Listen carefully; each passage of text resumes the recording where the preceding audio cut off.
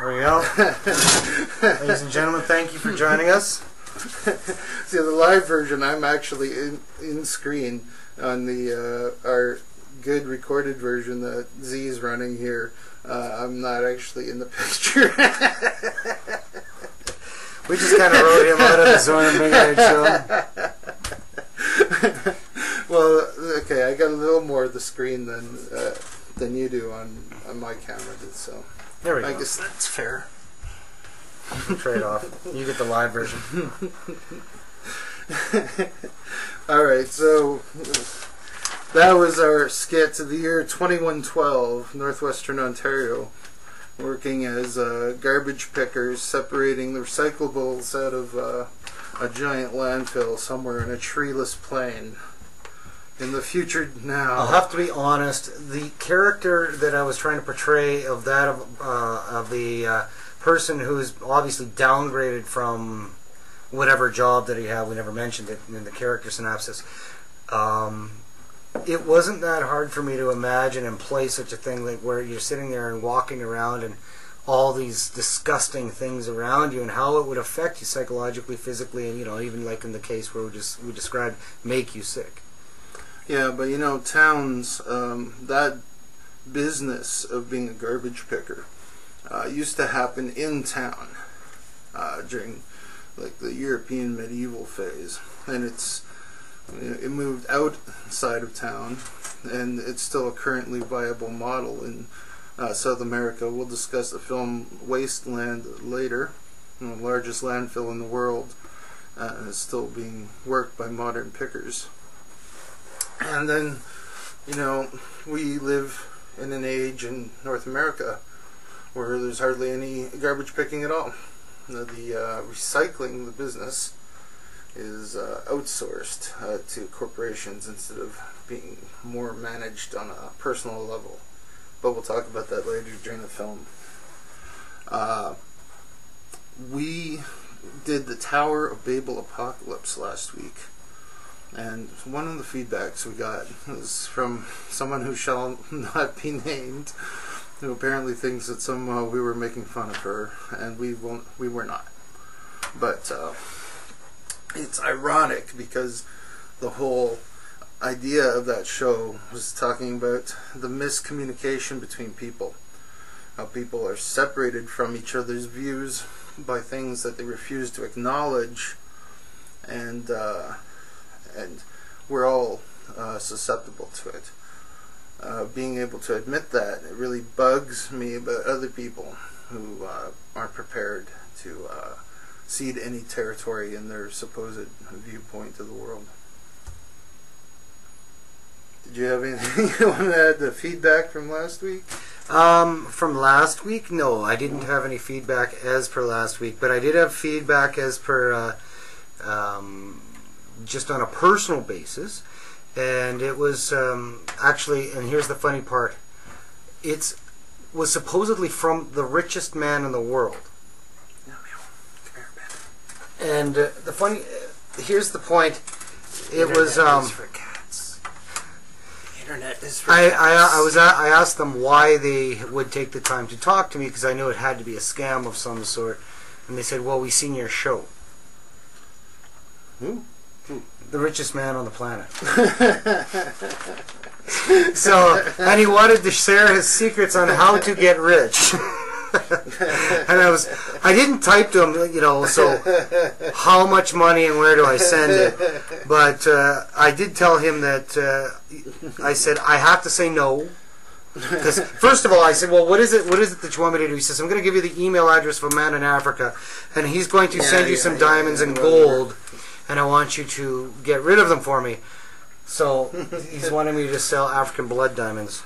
Alright, so that's the only feedback you wanted to share. Our show is being watched by the most richest man on the planet, and he wants to make me rich.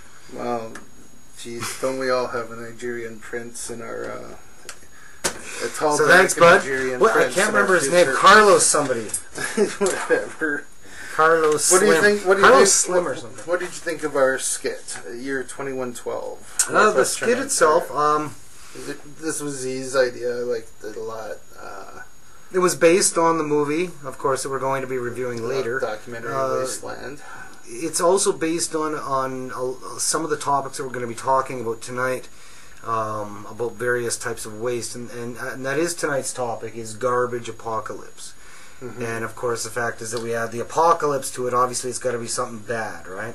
So the statement I wanted to make with the title is that if the economy and the practices of our society don't change, we are going to have to reestablish the economies of the garbage picker. We're going to be finding jobs that occur in what we call the developing world.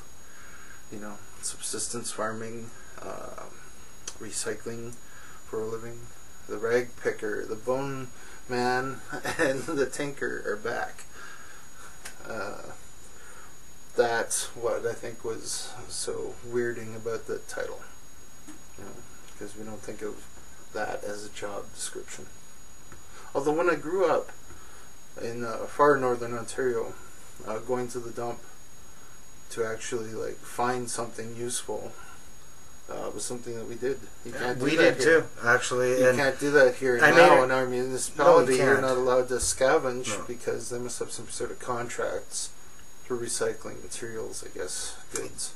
At the garbage dump where I grew up, people would, in fact, if they wanted to just pass something on, they're sitting there, they're throwing out garbage, and they're going to go, well, somebody might like this. There was actually one spot on the dump where people just it became a thing. They just set it off to the one side, and you could stuff that could be useful. Stuff that would be useful, right. And people would actively take this route and set aside these used again items. And when we grow up in the bush and you're out hunting or fishing, stuff like that, you're sometimes actively mining historic dumps. Yeah.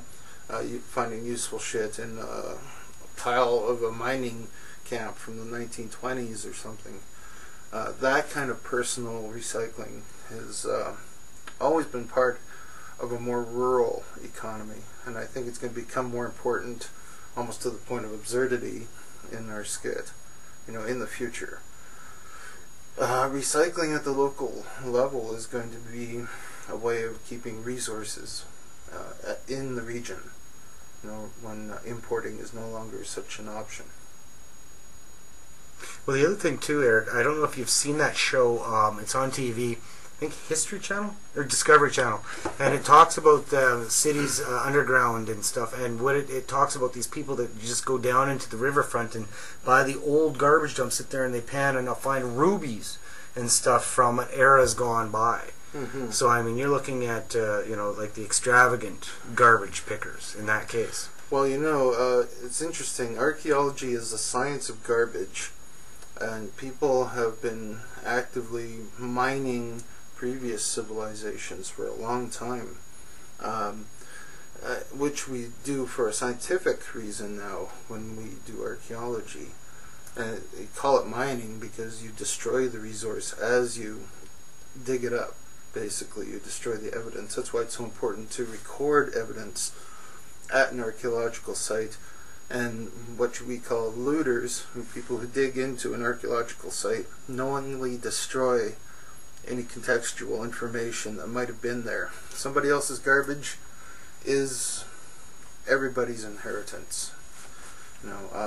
It's fine and dandy to pick through, I think, the dump today, but when you start going back in time, there was ethical problems with digging into somebody else's garbage.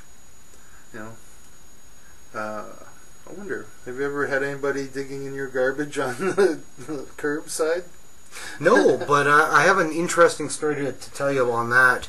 I seen a small fridge sitting out back of a facility, and it was sitting right beside the dumpster, so we put it in the van and took it back to my place, and it turns out it just needed a couple of quick repairs, and it even had Freon in it, and I fired it up and it worked. Word got back that the machine now worked, and the person that I stole it from called the police and had them escort or go and get the machine out of my house and take it back to them now that it was working. I thought that was pretty. I thought it was pretty low. Well, did you get the part back? Or whatever you fixed? Did you add something to it? No, I think I added a few part pieces. It didn't matter. I mean, it was no big deal. But so things you pick off the side of the curves, apparently it's illegal to do that. It's a gray area. You know, and I mean, it's funny that we can't, recycle things. You can recycle things within your own house, but you can't help others recycle. It's kind of like you can pick your own nose, and you can pick your friends, but you can't pick your friend's nose. There is a real problem in the city, I will recognize. If your view of garbage pickers might be the people who tear apart your garbage on the alley looking for the aluminum cans, which is a problem in some neighborhoods of places I've lived. That sucks. Don't do it. But don't get bugged out if you separate your recycling and somebody comes by and picks it up. Don't wig out over that. They're saving you and the recycling company some trouble doing that. There you go. Another form of we'll get on to some of these so don't tear apart people's later. garbage bags and their fucking dustbins and throw shit all over the alley. That really is fucking just a real piece of shit move. Sorry, what? You ready to dump the intro already? Yeah, I see. What do you want to do? You want me to talk about this? Yes, please.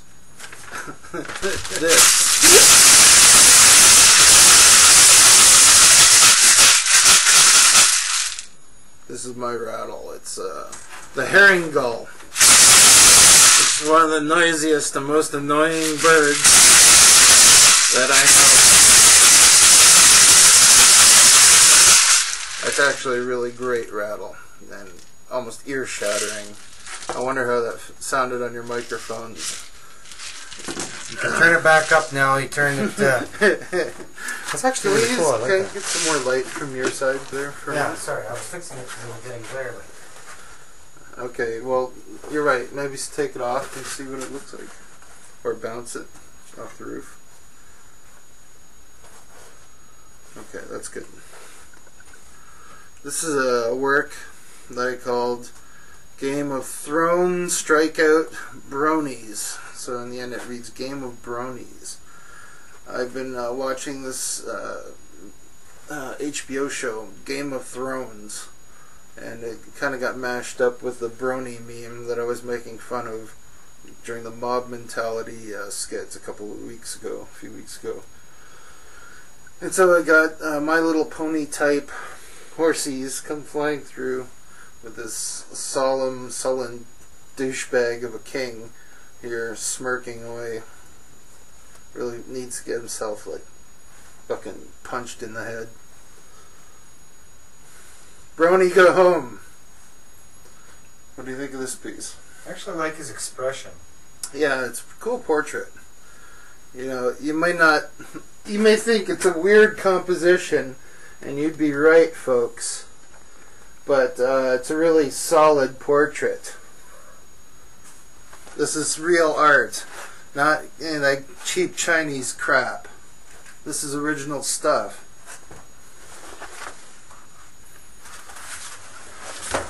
So, if you'd like to purchase the herring gull rattle and annoy the fuck out of your friends, it's going to cost you $200 for shipping and rattle.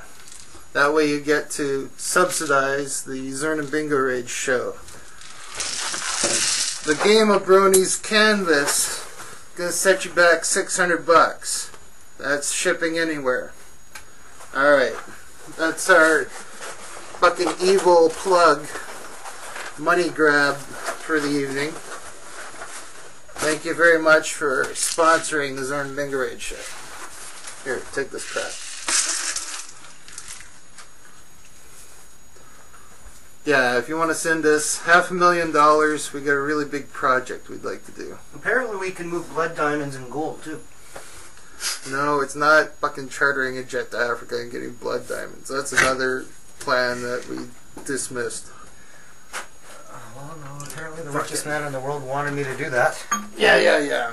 I thought that was pretty funny. This is a big sculptural fucking installation. Epic. Fucking monumental. Legendary. All I need is $500,000 of your hard-earned money. Your hard-earned money. Well, not mine. I don't want to spend my money on this. This dodgy fucking roof. Next thing we're going to talk about is how many ways are we polluting this fucking planet? What is garbage? Let me count the ways.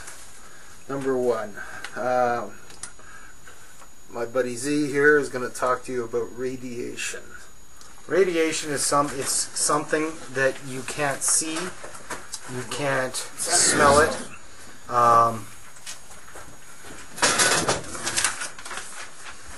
It's not a gas per se.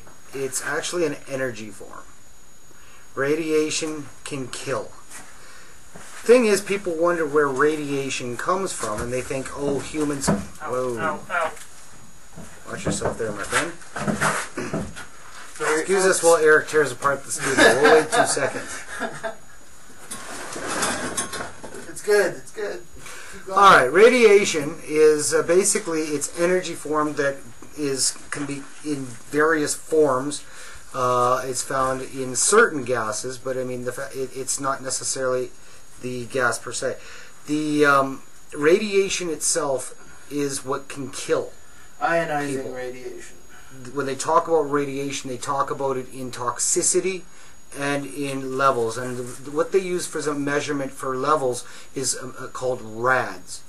And when they talk about normal radiation that the Earth gives off, its own type of radiation, waving a Geiger counter around is going to set off your Geiger counter at certain levels based upon various forms of radiation. There's natural background radiation. Natural background radiation. Thank you, Eric. I was trying to allude to that.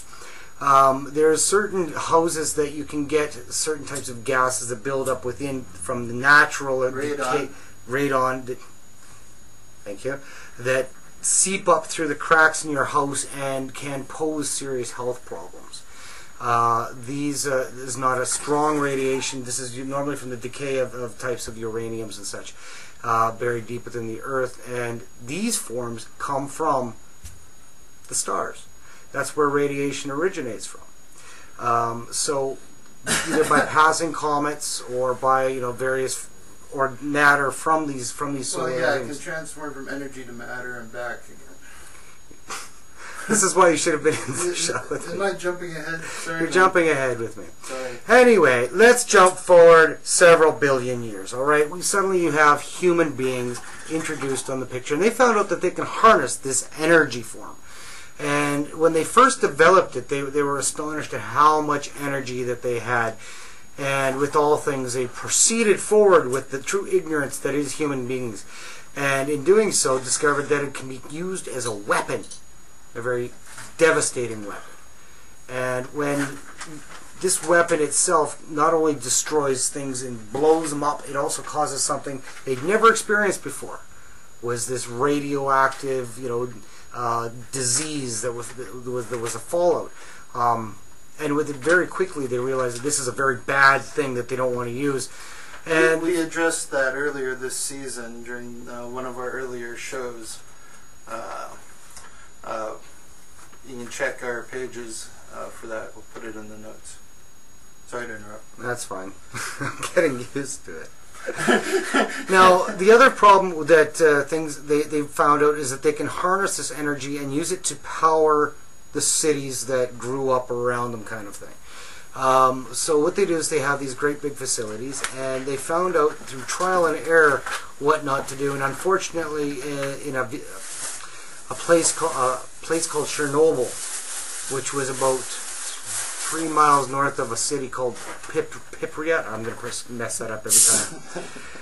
I can't say that. So anyway, they had this cute little town of 45,000 people, and just 3 miles away they had this nuclear facility. And one night, this place, everything went wrong.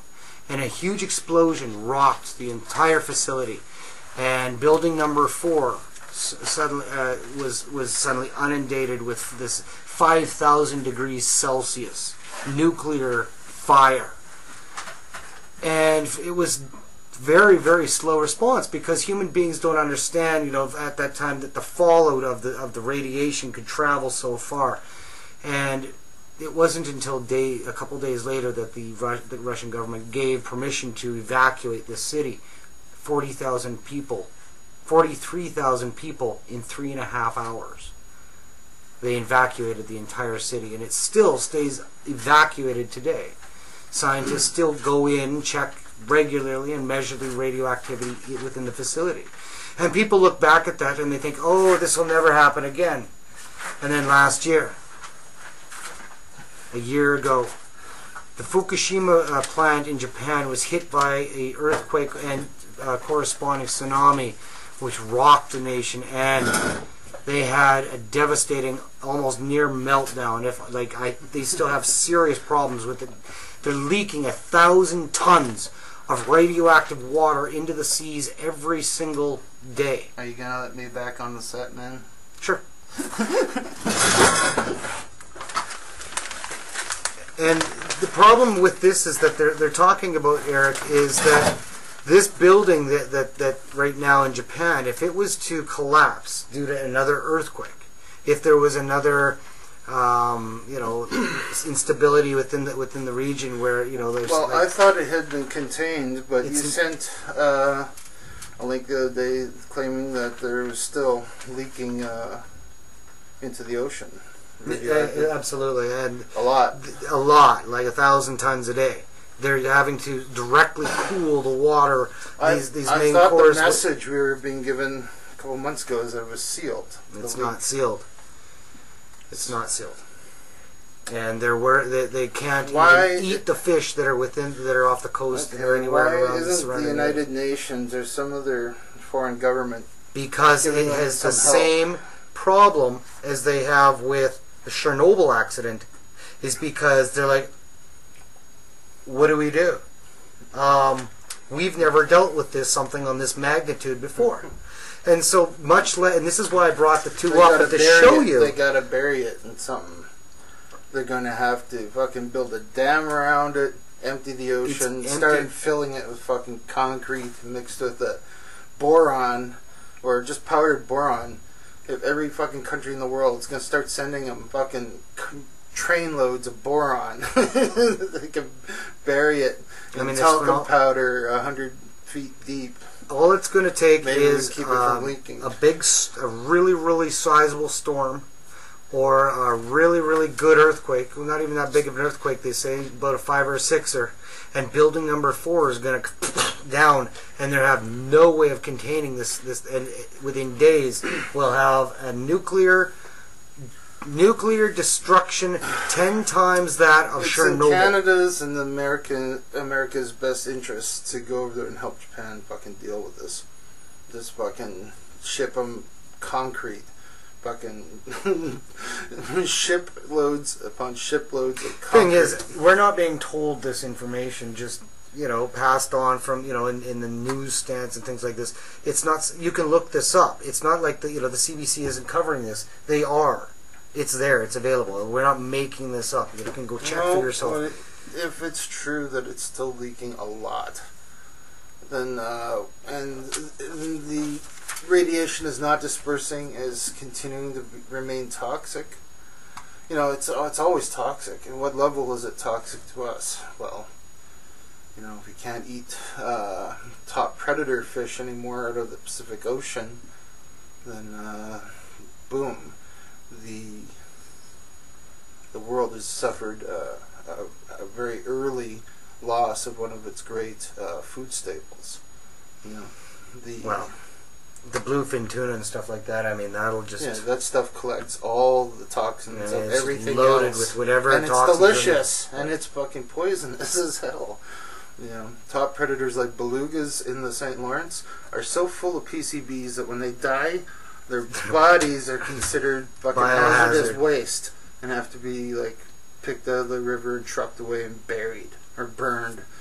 Whatever you do to so PCBs. Loaded with toxic waste. They found DDT in the polar ice caps.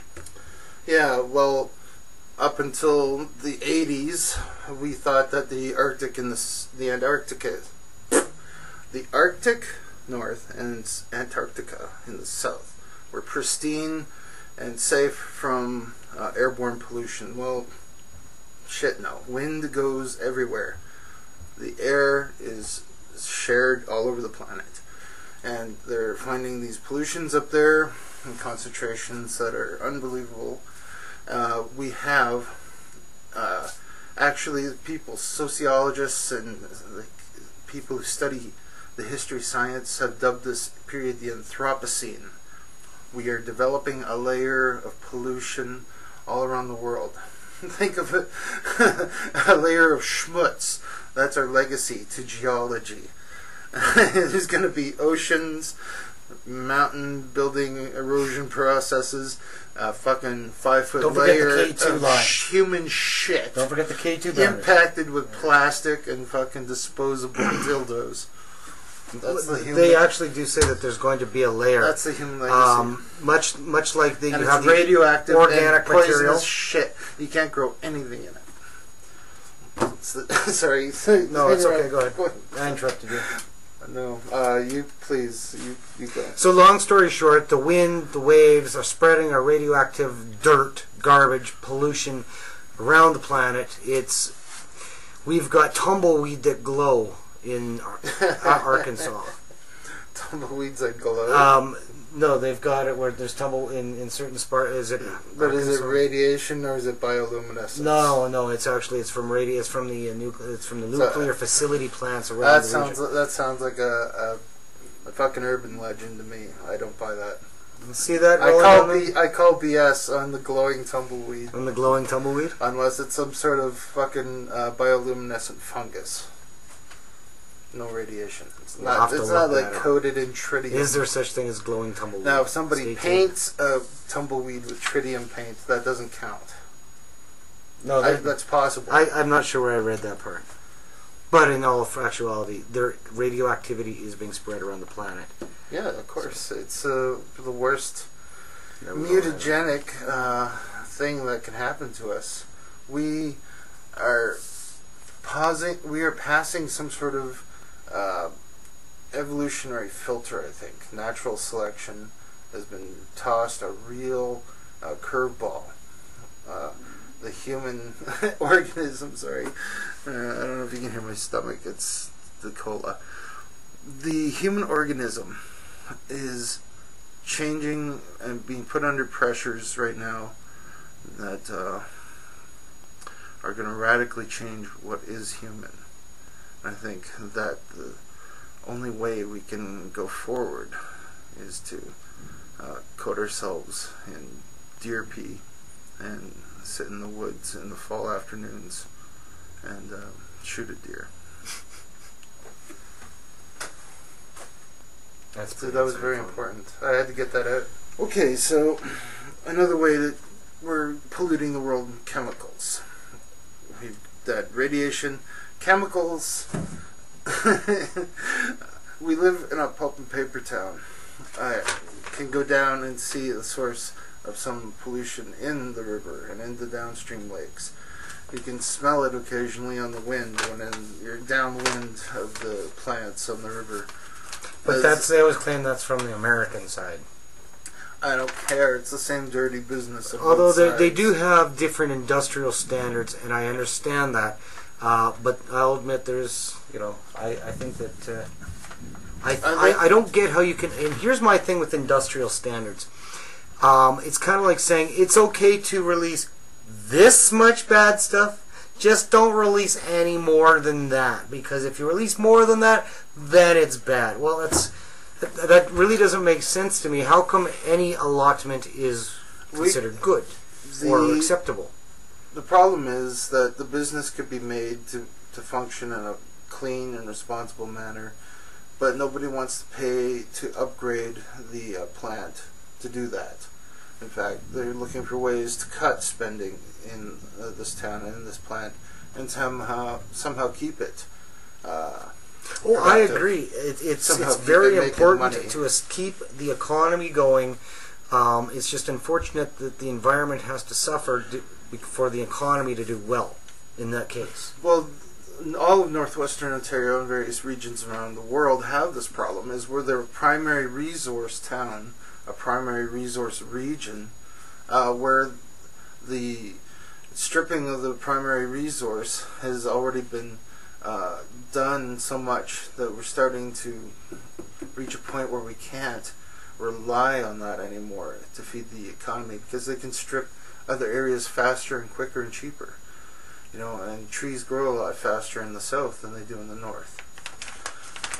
Turning these clear cuts, instead of turning them into monocultural aspen regrowth, if they were to try and turn it into some sort of productive farmland through the reintroduction of megafauna, and realizing that the climate has continued to change and grow drier and become more productive for farming than it is further out west in the interior, which is going to become drier and unusable for farming. This area could become very productive if we start to condition the land, because it's farcical to think that clear cuts on open bedrock are going to be regrown as boreal forest, which is going to continue to retreat further north. That's actually very intelligent, very smart. I think that, yeah, we should bring back the mammoths, or that's not possible. No, I'm talking about and realizing the effect that you have by select cutting and by select planting and things like that. You know, but that's totally off topic. The chemical aspect of things. No. It's part of it. Addressing the damage that we're doing. We don't need to fertilize the world. We need to let it grow. That's a big one. Yeah. I wonder how long this is all going to hold up, folks. But we'll try and get through as much as we can. But we should not sacrifice quality for quantity. So don't rush me here. I'm sorry about that. Chemicals. What do you think about developing a cultural economy that we can replace a chemical economy? Because oil isn't going anywhere. That's the biggest chemical economy in the history of the history. You know? How do you create? What was your question? How do you create? How do we create a different economy without chemicals? Can we get to a post-chemical world? You can, but will the unfortunate thing I think is lobby prevent that from happening? Because that's a trope in science fiction and in dramas. Our human culture is telling these stories of chemical companies, oil companies, preventing the reaching of a new type of energy economy. You know, is that just a paranoid fear, or is that the thing is, Eric, just the result of lobbying and spending of money? Well, that's just it. When you're talking about developing these economies, you're talking about something that's based on money. And when you have these kind of philosophical ideas, can you create an economy that's based on, like in the case of on something that's renewable and something like this? It's hard it's just replacing one energy source with another. It is, but here's the fun part in that. You've got something like a finite material with oil, right. And you can say, okay, I have this much oil, right. And you can sell that on the market, right? Or you can say, well, I've got this much sun or this much solar and this much wind and this much wave and this much geothermal, and it's all like renewable energy. Oh yeah, and the thing is you've got so much of it. It is not feasible to the economical market to have these low-cost energy sources. That's what I'm talking about. People's you're like, okay, we're not actually arguing. What I'm talking about is called the post-scarcity world. How do you run an economy when things stop running out? Because right now, oil companies make money based on the fact that their product is running out, and that's why things are getting so much more expensive. Tuna hoarders are banking on hoping that the tuna are going to go extinct, so that their 50,000 tons of frozen tuna, or whatever, 1 million tons, who knows what it'll be eventually, a frozen tuna is something they'll be able to trickle out by the kilo over the next 100 years. Oh, is that before Fukushima? Supposedly, if you watch the documentary that we watched, the end of the line. Last week's Oceans. That was 3 weeks ago. I think it's Ocean Apocalypse.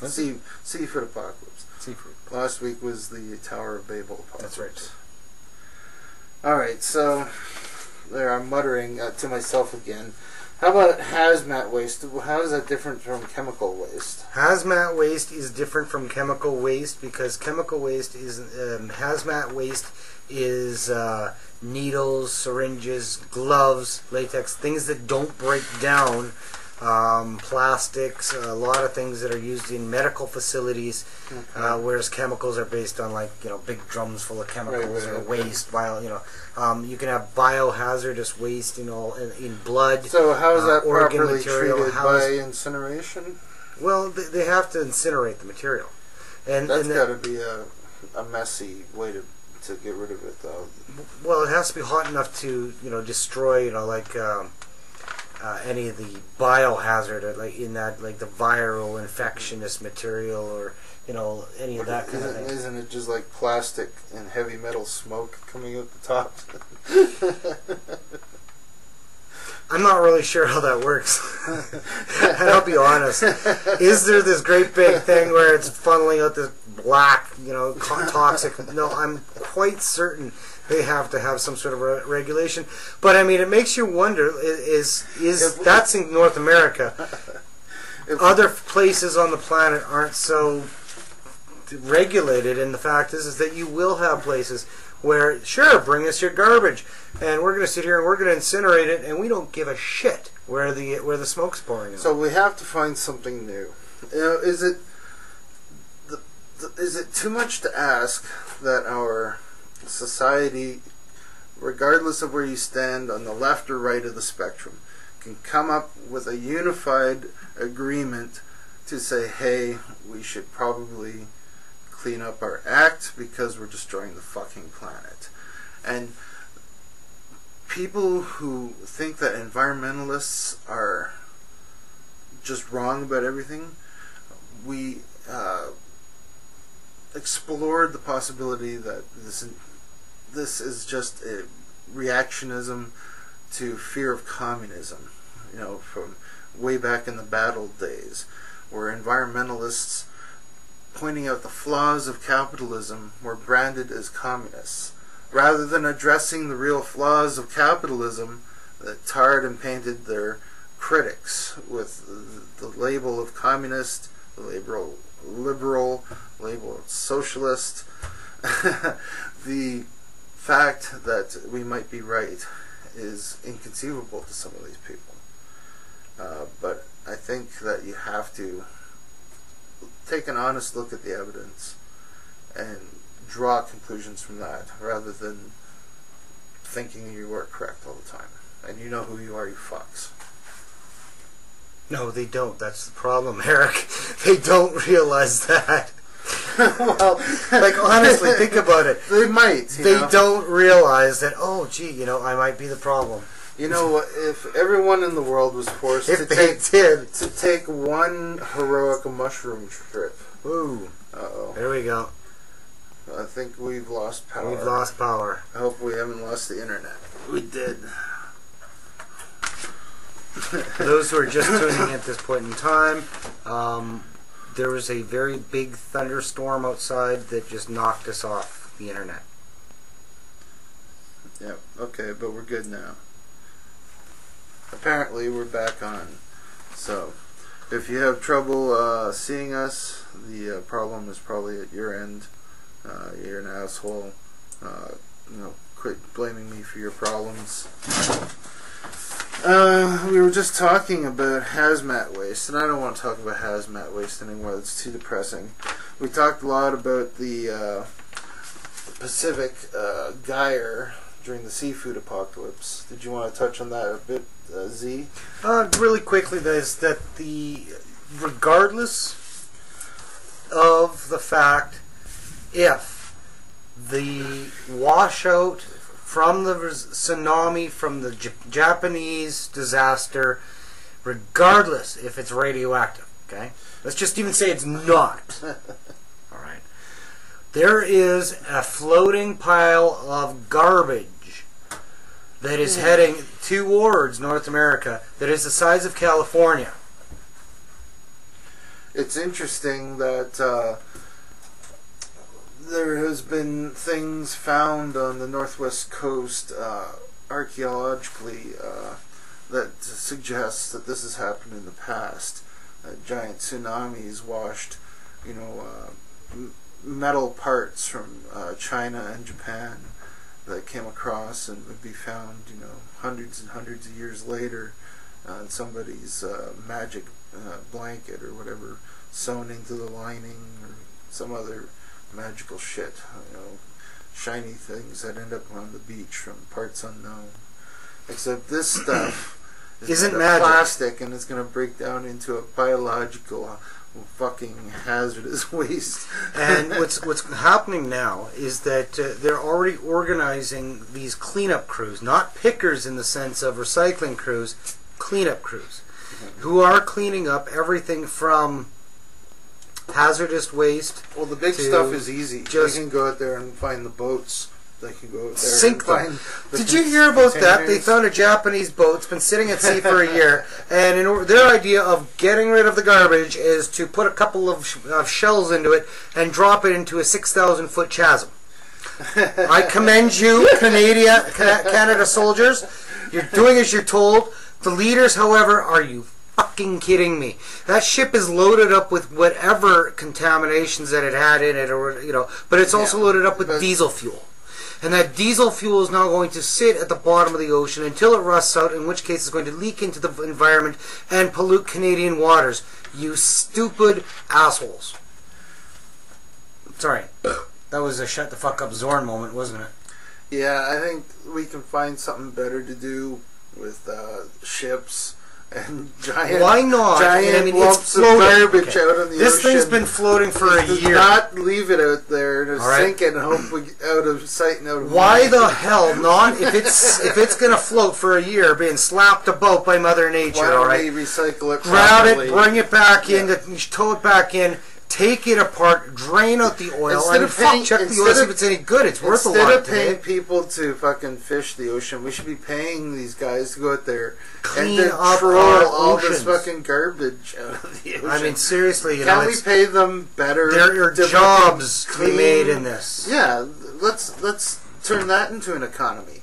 Why don't we say stop fucking fishing and we'll pay you the same amount of money or better to go out and help clean up the when this mat of garbage hits. I mean, it's not gonna be one day where all this shit just piles up on our beach. It's gonna be like a really bad day. It's going to be a series of build-ups where you're gonna have all these garbage piling up, and you're gonna see this detritus and flotsam. Like suddenly. It's going to be prevalent throughout everything, and it's going to be for years. We're going to have to do something. It might involve sieving the fucking ocean.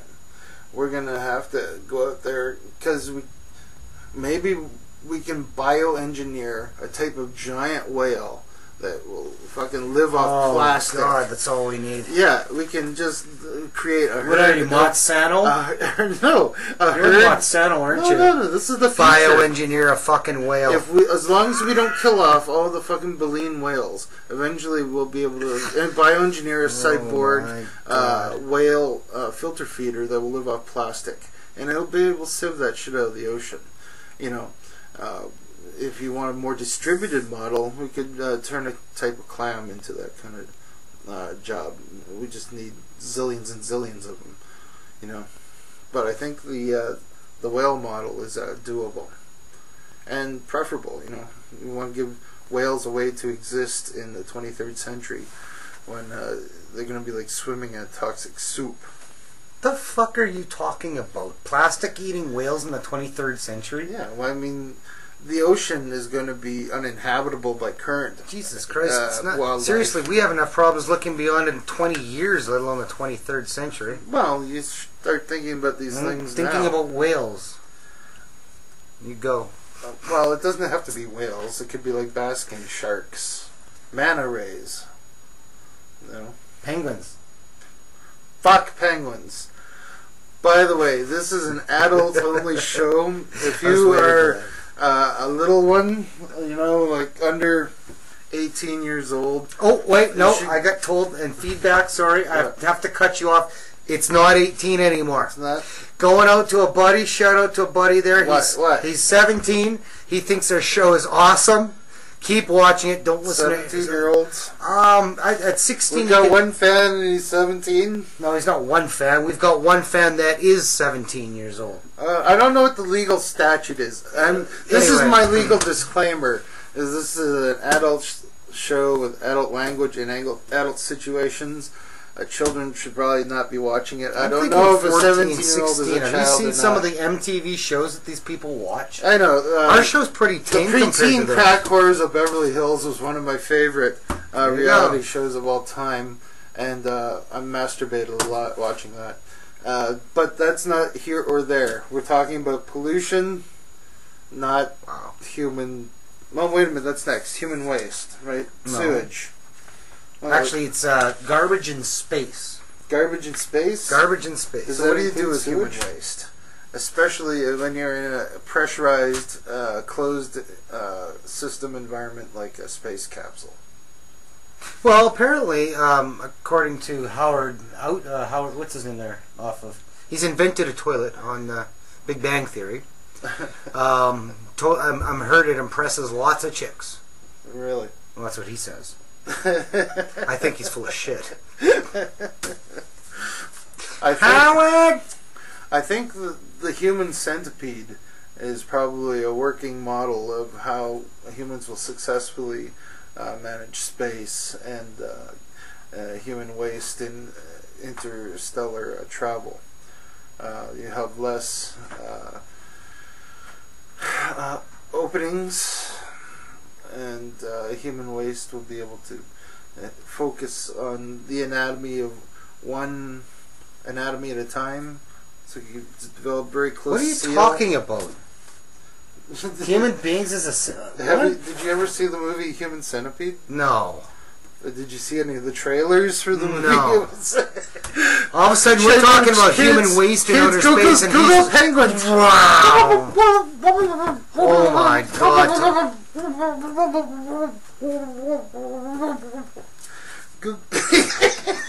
That's the scariest freaking penguin I've ever seen. Google penguins, kids. Wow. The Human Centipede is this movie where people were sewn lips to ass. Lips to ass. I heard about that. 3 people in a row. So there was food going in at the front and food coming out the back. So you wanted to be the front end of this food chain. Okay, now we're going to talk about serious garbage in space. Wait a minute, yeah. But this is how you want to make a toilet form-fitting to a certain anatomy. This cuts down on the number of anatomies. Okay. All right, then we're definitely not doing what he's talking about. No, Human Centipede in space? No. Okay, so... Human Centipede in space! I call dibs on that title. Talk to me. Email me. Tweet me. At Bingorage. Okay. Now, back to the real topic of space debris. You mean orbiting thing debris. Is that your scientific term? Yeah, I was talking about inside of a thingy, but you're talking about the space between the thingies. I'm talking about the human garbage that's floating around our planet right now. And I mean, how fast? Okay, let's try and break this into perspective, all right? There are little tiny pieces of the tiniest little pieces of shrapnel or bolts or, nuts and screws and the odd dropped wrench on the moonwalk, right up to capsules that are like these giant frickin' space capsules that are used for their booster rockets, to old satellites, to everything that's spinning around and doing zip and zapping and moving this way. And you've got from little tiny, little places that are totally isolated to suddenly great big clouds of debris that NASA has to work between when it's sending up its rocket shuttles and stuff, because these are just so astronomically big. The fact is that we as humans have barely started with, 40, 50 years that we've been starting to send people into outer space, and it's already a deadly minefield of garbage. Wow! It's true. Is our only attribute to humankind is that we can fuck shit up good? Ugh. Sorry. Did I cut you off that time? Oh, a little bit. Go ahead. NASA supposedly is tracking tens of thousands of objects, ranging in size from, probably like checker size flecks of paint up to chunks of satellite. The problem is, of course, that the shit just keeps falling because it's going around. It's going to be up there for a long, long time. Eventually it'll fall out of the sky, but the problem is that even a chip of paint the size of a Tic Tac, if it's traveling at 15,000 meters per second, it's going to go straight through you. Say that again? It's going to go inside one part of your spacecraft, through you, and out the other side of the spacecraft before you can even realize what's happening. That's a problem. Big problem. Big problem. And the fact is that any future space exploration is already having to deal with this, and it's not going to get any easier. Trust me, every time they go up, they create garbage. Yeah. Because they don't know, they're in an atmosphere that it's really hard to work in. Well, some of the bigger pieces are designed to immediately leave orbit. That's what the booster rockets and shit like that do. And some of the stages in the big rockets will stay up a little while before they fall out. And then you have a satellite that's going to die. You try to at least engineer a way to make it fall out of the sky faster rather than linger up there. The problem is with some satellites, some more parts fall off them as they come down. You might just drop something on someone eventually. Calling sick today. Yeah. Satellite took out the car. What? Okay. Is there anything more you want to talk about space or what? No. Alright, so sewage. Why can't we compost human sewage? What are we doing wrong that we're dumping excess sewage into the rivers when the rains hit? Why aren't we more redundant in the treatment of our human waste? Last 2 weeks ago, Thunder Bay was inundated with rain. Yeah, they were and in some parts. As a friend of mine, I was talking to him earlier today, he said we very quickly found out who had backflow valves and who didn't have backflow valves on their sewer systems. And I guess over 2,000 people in Thunder Bay had 2 or 3 feet of raw sewage in their basements.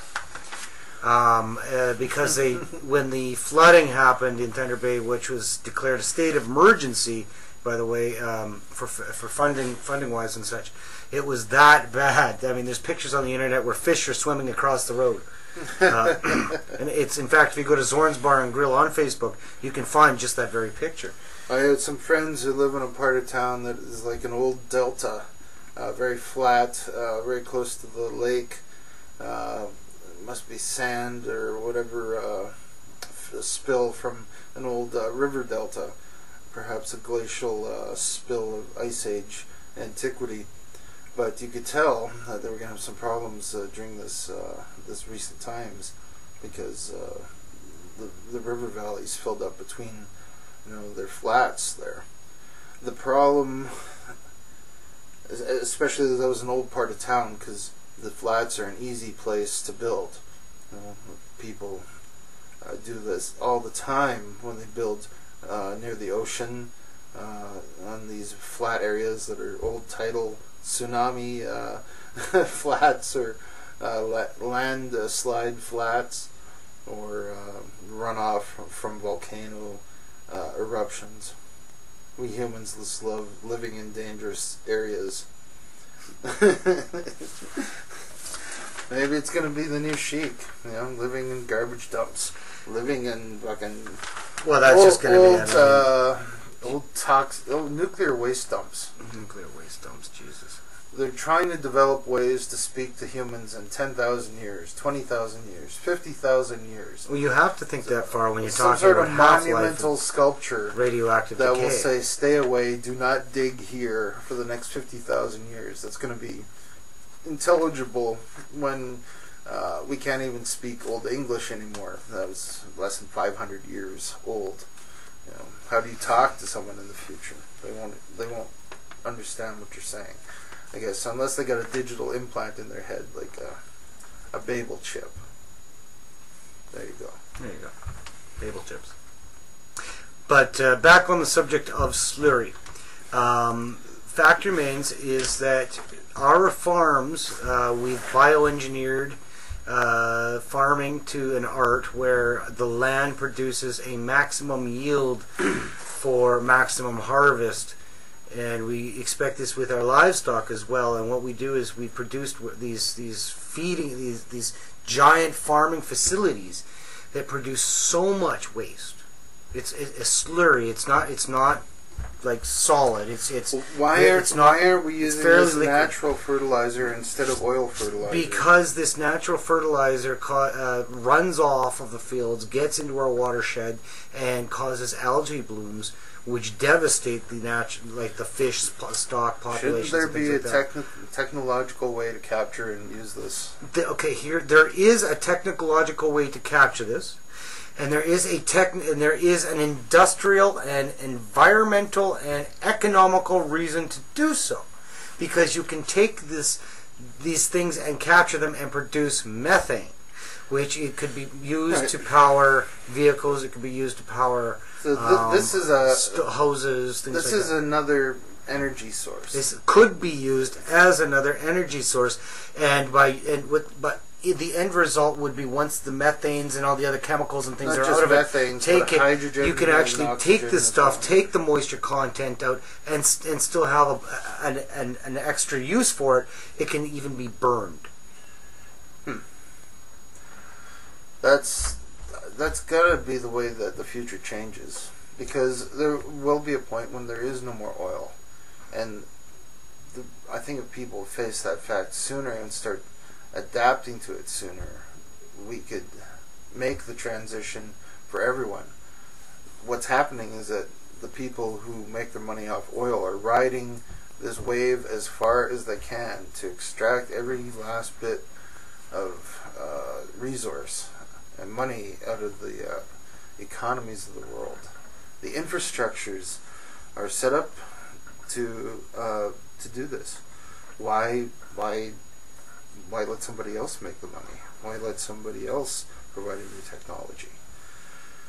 People think that's a conspiratorial frame of mind, but it's just the truth of letting interests lobby for their interests without regulation. And we're putting less and less regulation on our resource users, our resource money extractors. These are the people who need to be regulated because self-regulation has failed. Capitalism has failed. The polluters are not being punished, so they don't get to lose in the system when they make a place so dirty that it has to be cleaned up by somebody else, usually governments, Superfund sites. You know, they've been abandoned. They closed the corporation down, and all of its obligations disappear. But the problem remains. We have housing in this town that's built on the remains of an old lumber treatment pond. So they have some sort of chemical penta, something, creeping into their basements and in their ground, where they'd like to garden. And it's probably getting into the lake, which is right there. But that company that built that lumber mill probably out of business 100 years ago, or maybe only 50 years ago. So who's going to pay for that cleanup? You and I, bud. You and I. And that's usually the way it goes. Yeah. It's not the industries that pay for it. It's the No, it's society. We're subsidizing this. If a company was to pay the true costs of its resource use and its resource extraction from a society, as well as its actual geographic location, that way it would be a working capitalism when it pays for the reality of its existence. Instead, we subsidize it with public land and public money. Bailing out banks is another way that this is being done. That's a failure of capitalism. Banks that fail should not be propped up because they have broken. They have broken their trust and their obligations, and it should be dissolved. But no, we say, give them lots and lots of more money. There, capitalism works. No, that is a failure of capitalism. So we need to get past that. We have to find a new capitalism. New resources have to be encouraged rather than being suppressed. New technologies. New economies. We don't have to divide the world, we multiply it. How about that? And that's my rant for today. Sorry. We talked about methane. I want to just touch on that subject just one more time. The concept of using methane to power vehicles, it's natural gas. Methane is produced by the natural decay of organic material. These kind of things are found throughout dump sites all over the planet. Methane is an important greenhouse gas as well. It needs to be captured for that reason, but the other reason is that we can use it to power our lives. And what people need to do is that we need to embrace facilities that are going to start, taking our garbage in and processing it in such a manner that you can actually capture this methane and then be able to sell it back at a retail market. And I mean, I don't know why these facilities are not being implemented or not being, demanded by the general population. I mean, for many reasons, it would prevent. I think this speaks to the possibility of a post-scarcity world. If you have the technology that's needed, that you can change hydrocarbons at the elemental level, then you can start processing the carbon dioxide of the world, perhaps, to bind it with different hydrocarbons and methane or in other hydrocarbons, to sequester it and to create new energy sources. These are big things, but we have to have the political will to ask or demand change. I mean, the politicians are who determines this. It's too bad that we can't have them, a little bit more focused on these. It's almost a renewable resource. Well, and I mean, we're going to continue to keep producing the voting garbage. system works. The democracies we have in North America are working. Sort of when they're not being hijacked, by assholes. What is necessary, though, is to participate. You actually have to get out and vote. You actually have to write your MP or MPP or state representative or senator occasionally. You have to participate. It's not enough to argue with friends on Facebook and say, them liberals or them Republicans or them conservatives don't know what they're talking about. Yeah, well, when was the last time you actually wrote a letter to your MP? When was the last time you actually made yourself known that way, rather than, just demanding that people accept your That's really good advice, Eric, actually. I kind of take that a little personally myself, too, because I know I could be doing more. I really could be.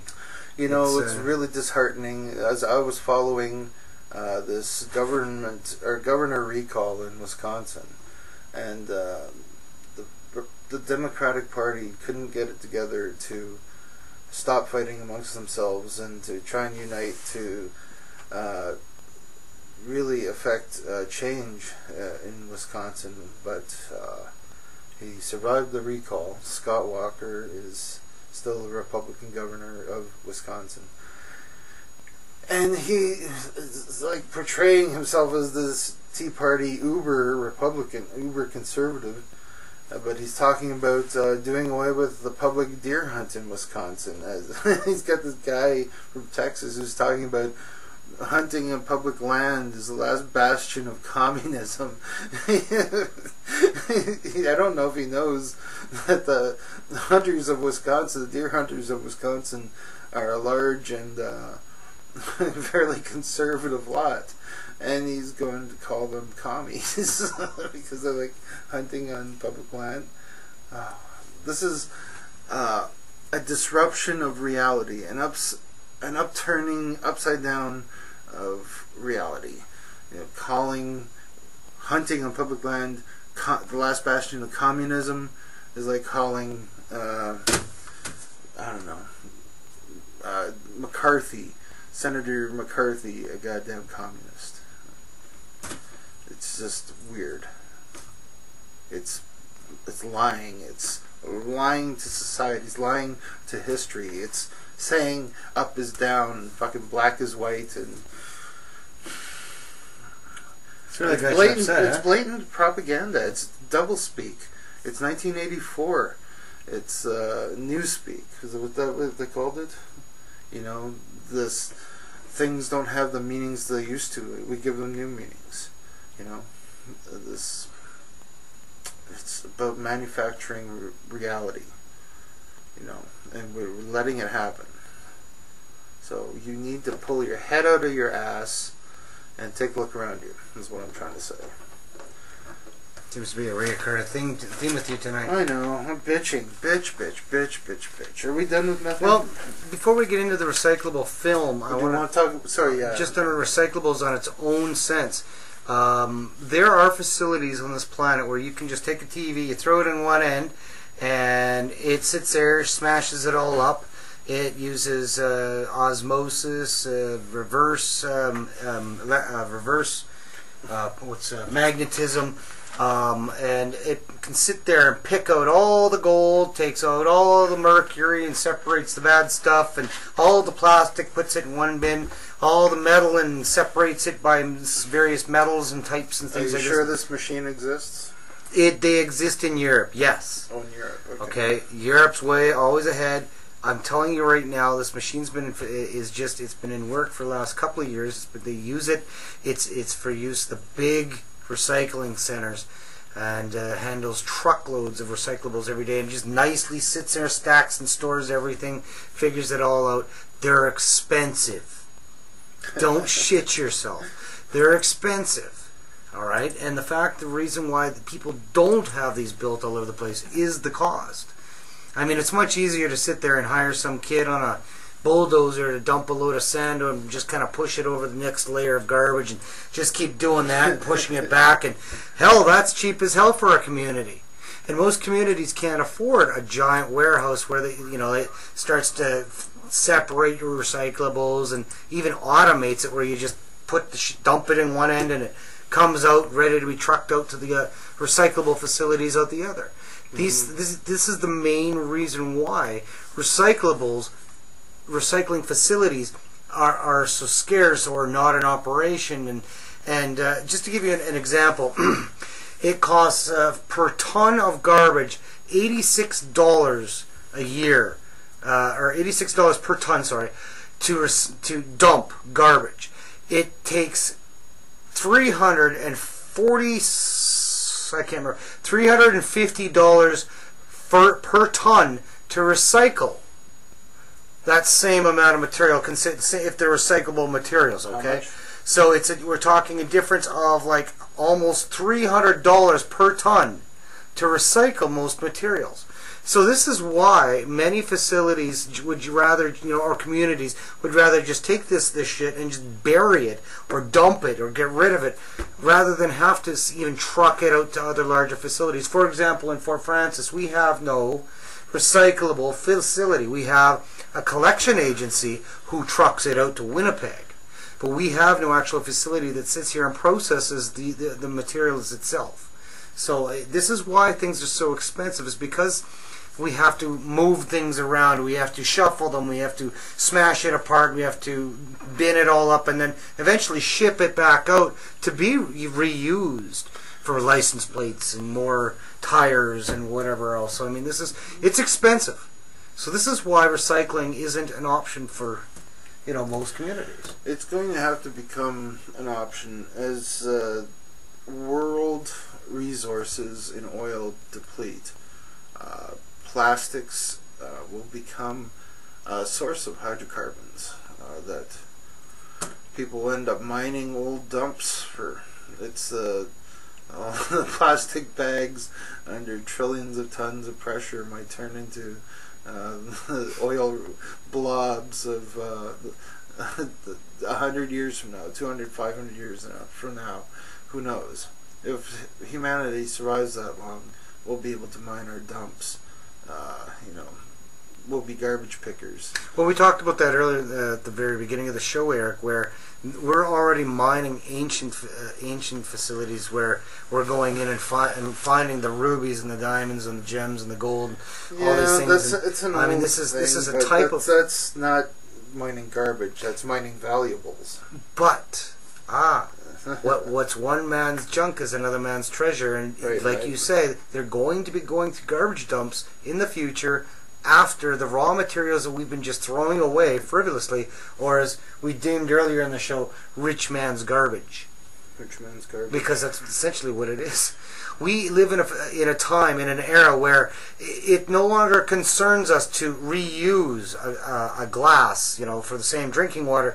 We can just go out and buy a 24-pack of water in its own throwaway container. Mm-hmm. Rich man's garbage. The definition applies. In 20,000 years, there's more than likely that most of North America is going to be erased. The surface will be erased by another glaciation. Whether or not we're around to see that, something else.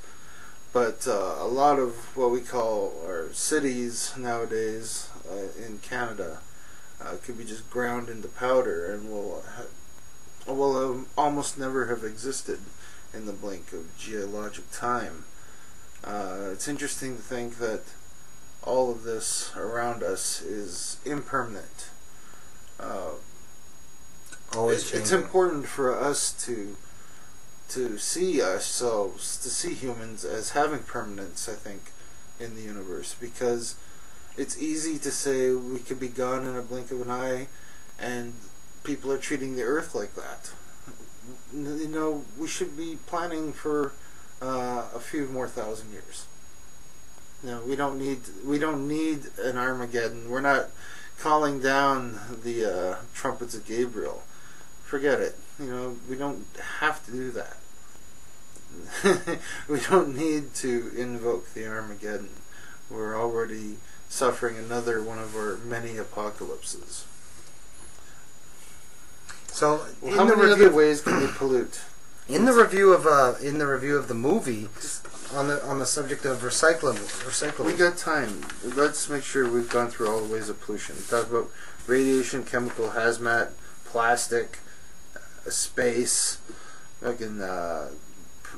greenhouse gases, agricultural runoff, and that's not just the bio waste, but that's also fertilizer runoff, herbicide runoff, and disease vectors.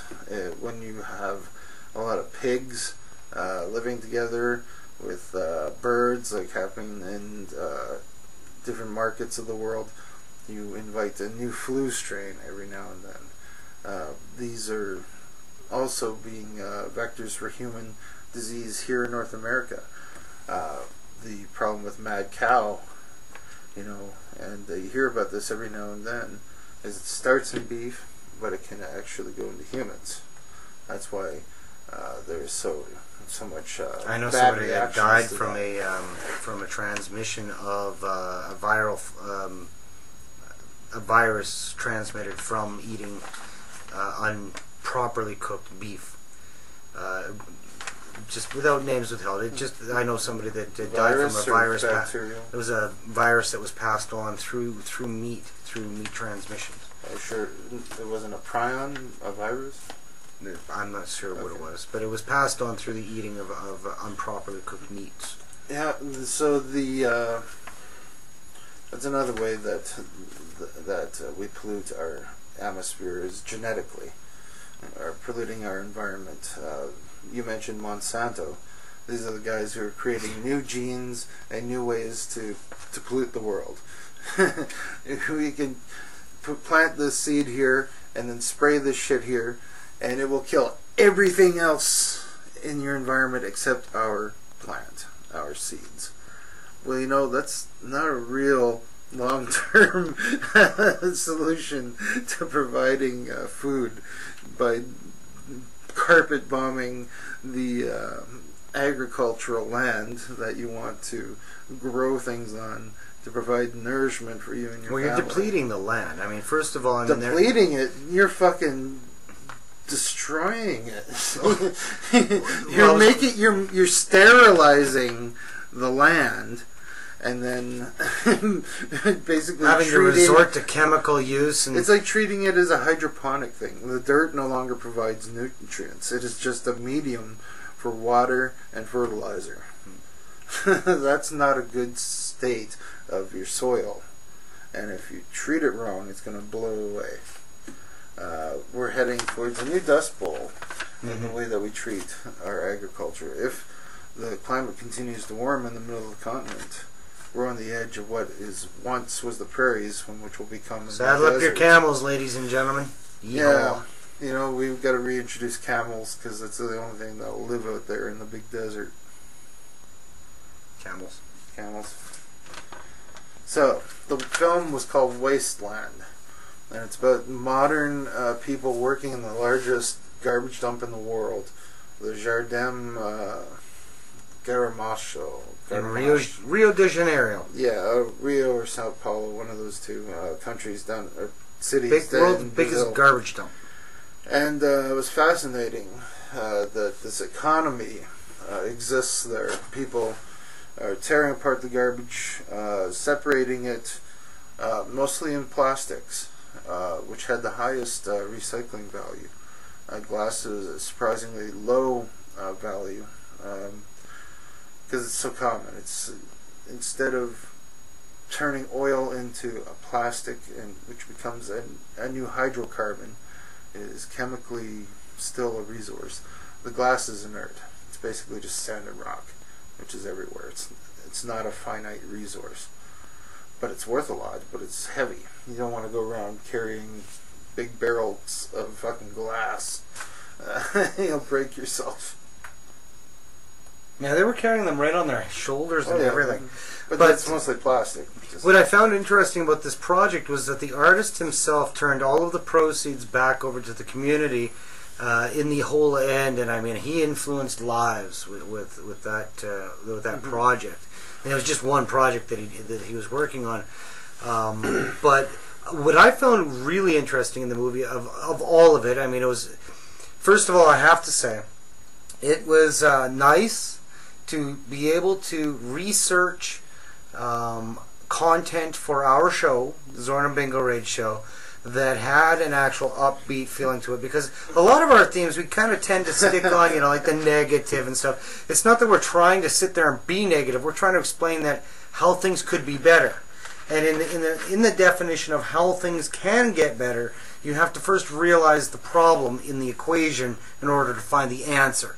So, a lot of our research, Eric, I mean, we find a lot of negative stories, and you read a lot of negative, material, just so that we can produce these shows that we come to you with.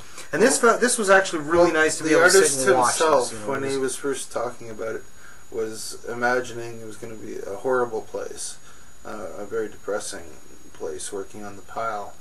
But when he got there, it was kind of odd to discover a society, where they are getting dirty during the day, but they look out for each other. They have like a food service that they provide for each other. They have a union they've built that helps look after them. They've managed to establish educational facilities for the pickers. They've created an economy. They've created a society that has a function there. So it was a happy, feely good story. The part that I really got to me in the movie, or documentary, was where it was his wife was sitting there kind of chiding him a little bit and saying, you realize what you've done. Yeah. And because he took a couple of the volunteers out of that garbage pile, and who were happy, you know, and they were like, oh, this is fun, you know, we get to come to work every day, I make a difference in the planet, and I'm doing something good for my community, and I'm feeding my family and everything else. And suddenly cleaned them all up, give them a bath, and fed them a couple of really, really good meals, and took them overseas to London, got them working. And there was the one scene where the chick was pleading to stay in the facility, and for much less than what she would get. She'd get $20 a day, and she was just wanting so she was just asking for $100 or something. It was barely minimally more, and I mean by London standards, it's not even minimum wage. But she just wanted to be able to stay there, and because she felt she was making an impact, but it was so much better, and she didn't want to go back to the pile. And this man's wife is sitting there, and in French, and it was kind of fun because I'm sitting there watching it, you know, farming on Warcraft and watching it and being able to keep up a little bit in French, and she's giving him shit. You know, for having done this, and why did you not realize the implications of what you were doing? So that's the white man's burden, right? You know, is that, oh, well, we've shown them the world, now they're going to be depressed, and they won't want to work on the pile. They didn't want to go back to the pile anymore. Of course not. But they had provided them with a great opportunity. That was only one aspect to change their lives, and they took advantage of it. Because in the other aspect, now this crying woman who didn't want to go back, the other guy who did. Oh, and he went back. And more than one. I mean, Auntie Irma. Oh yeah, she went back. She was a very powerful character. I was really drawn to her. She reminded me a lot of like my own grandma on my mom's side. You know, very strong personality. But the one guy, he went back and he used, it was $50,000 to forward to his union and to benefit the the regulations and things that for the workers, and I think for the facilities, they built facilities to be able to, they added so it was great for this guy. Educational facilities. Yeah, for this guy was fundamental in his community, and I think they wanted him to run for mayor. I wonder if he was able to help replace some of the money that they got stolen from them earlier in the movie. Is kind of sad. People worked there, I don't know, for a week to gather this money. They're paid out by the recyclers who come and take the materials for turning it into something else.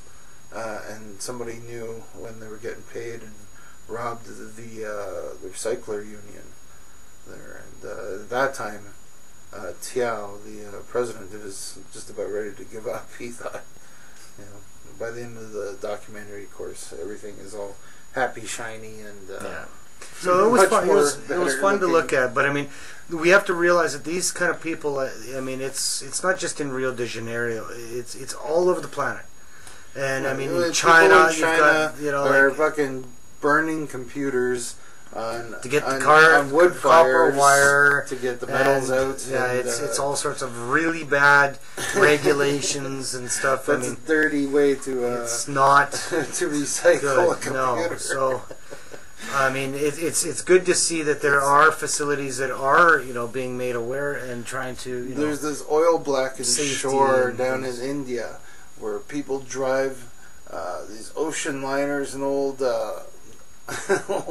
oil tankers as far up the beach as they can at full speed, and just put them on the beach, and people come there and break those ships with hand torches and sledgehammers like a colony of ants taking apart a seabird. It is something to see. They'll strip it down, and the shore, of course, is black from all the fires and spilled oil and grunge, but you try to get as much of the fluids out as you can. Human beings. It's cheaper to do it that way than take it to Canada and refurbish it. I can't believe you just said that. Touche.